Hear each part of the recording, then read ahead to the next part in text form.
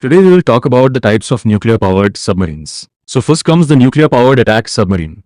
In USA terminology, it is called a submersible ship nuclear, short form SSN. These submarines are fast, maneuverable, and can launch torpedoes and cruise missiles to sink ships and submarines.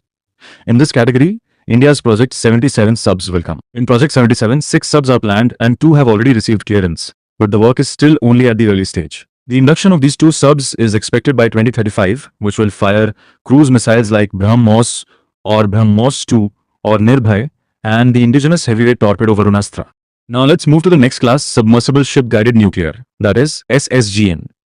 These subs are less agile compared to SSN. They have VLS vertical launch systems, from which cruise missiles can be fired. Initially, there were plans that India would fit its cruise missiles in Project 77 itself, but now reports suggest that India is exploring whether the VLS of the S4 class subs can be modified to fire cruise missiles. If this happens, we may see another category in the Indian submarine fleet with displacement similar to the S4 class and firepower equivalent to 3 to 4 Vishakhapatnam class destroyers. According to reports, one VLS could carry 3 to 4 BrahMos ER or Nirbhay, meaning a total of 24 to 32 cruise missiles.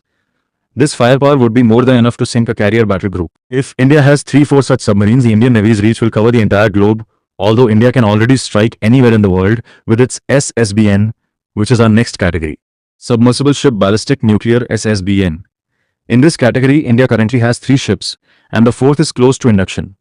After its induction, India's SSBN fleet will be equal in number to that of the UK and France. Out of these 4 subs, 2 are Arihant class subs, INS Arihant and INS Arighat.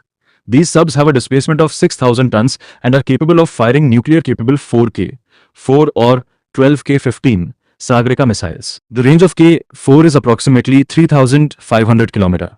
Now you know that India does not always reveal the real range, so we can estimate it to be around 5,000 to 6,000 km. And the quoted range of K15 is 1,500 km, so we can assume it to be around 3,000 km.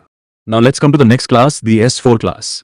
Subs of this class include INS Aridhaman, which has been recently inducted, and INS Arisudan. Both these ships have a displacement of 7,000 tons and can carry nuclear-capable 8K, 4 or 24K-15 Sagarika. And yes, let me tell you that all 4 SSBNs possess 6 torpedo tubes, meaning we can also convert them into SSGNs by integrating cruise missile firing through torpedo tubes. Now let's move to India's next class, which will be the S5 class. Subs of this class will have a displacement of 14,000 to 17,000 tons and will carry nuclear-capable 12 to 16K, 5 or K6 missiles. Out of these, the K6 will be equipped with MIRV. Now you can estimate its range yourself. Alternatively, they could carry 48 to 65K, 15 missiles. These will be true SSBN in the real sense. And let me tell you, 2 subs of this class have already gone into construction and are expected to be ready for sea trials by 2028. So these are the types of nuclear submarines and which categories India has submarines. If you have any suggestions, the comment section is open. Jai Hind.